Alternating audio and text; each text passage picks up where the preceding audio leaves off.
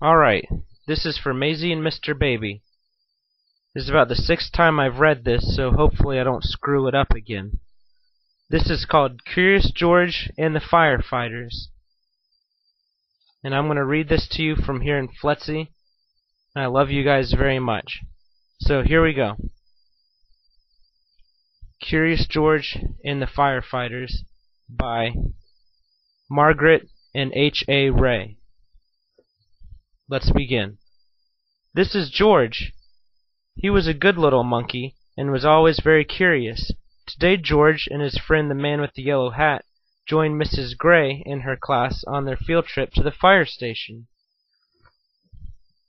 The fire chief was waiting for them right next to a big red fire truck. "Welcome," he said, and he led everyone upstairs to begin their tour.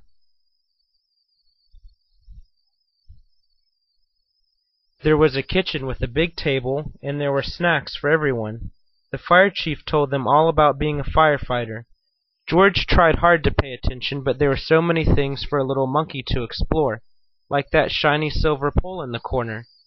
Where did that pole go? George was curious. Why, it went back downstairs. There was the great big fire truck. There was a map of the city, and there was a whole wall full of coats and hats and big boots. George had an idea. First he stepped onto a pair of boots. Next he picked out a helmet. And finally George put on a jacket. He was a firefighter.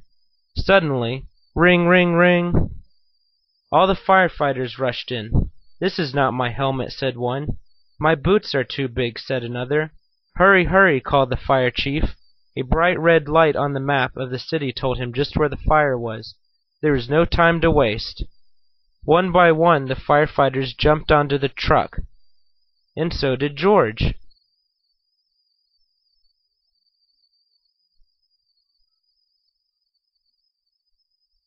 The fire truck with all the firefighters sped out of the firehouse, and so did George. The siren screamed, and the lights flashed.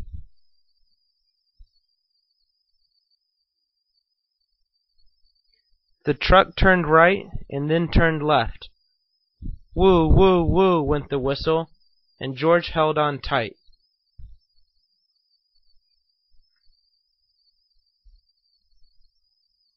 And just like that, the fire truck and all the firefighters pulled up to a pizza parlor on Main Street. Smoke was coming out of a window in the back, and a crowd was gathering in the street. "Thank goodness you're here," cried the cook. The firefighters rushed off the truck and started unwinding their hoses. They knew just what to do, and George was ready to help. He climbed up on the hose reel. One of the firefighters saw George trying to help, and he took George by the arm and led him out of the way. "A fire is no place for a monkey," he said to George. "You stay here where it's safe." George felt terrible. George sat on the bench and looked around. Next to him on the ground was a bucket of balls. George reached in and took one out. It fit in his hand just right, like the apple he'd had for a snack. A little girl was watching George. He tried to give her the ball, but she was too frightened.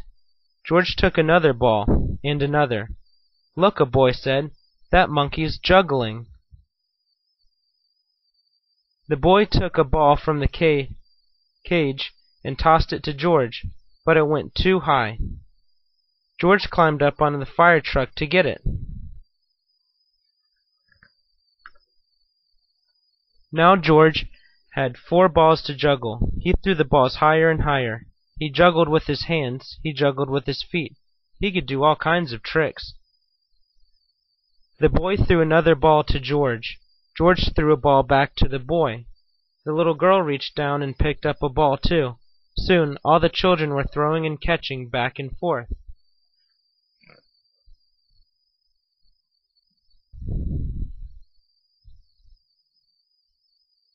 The fire chief came to tell everyone that the fire was out. Just then the little girl laughed and said, "Look, Mommy, a fire monkey." "Hey," called the fire chief, "what are you doing up there?" "What a wonderful idea," the little girl's mother said to the fire chief, "bringing this brave little monkey to help children when they're frightened." "Oh," said the fire chief. "Well, thanks." Before long the fire truck was back at the firehouse, where a familiar voice called, "George!" It was the man with the yellow hat. "This little monkey had quite an adventure," said one of the firefighters. "Is everyone all right?" asked Mrs. Gray. "Yes, it was just a small fire," said the fire chief, "and George was a big help." Now the field trip was coming to an end, but there was one more treat in store. All of the children got to take a ride around the neighborhood on the shiny red fire truck, and they each got their own fire helmet, even George, and it was just the right size for a brave little monkey. Alright guys, that concludes the story. You can play it again if you want, you just have to rewind it. It shouldn't be that difficult. But, well, I love you, Maisie. I love you, Mr. Baby. I miss you guys a whole lot. And I'll see you guys really soon. Too, Jess, if you sat through this. But, alright. You guys are awesome. I'll talk to you soon. Love you.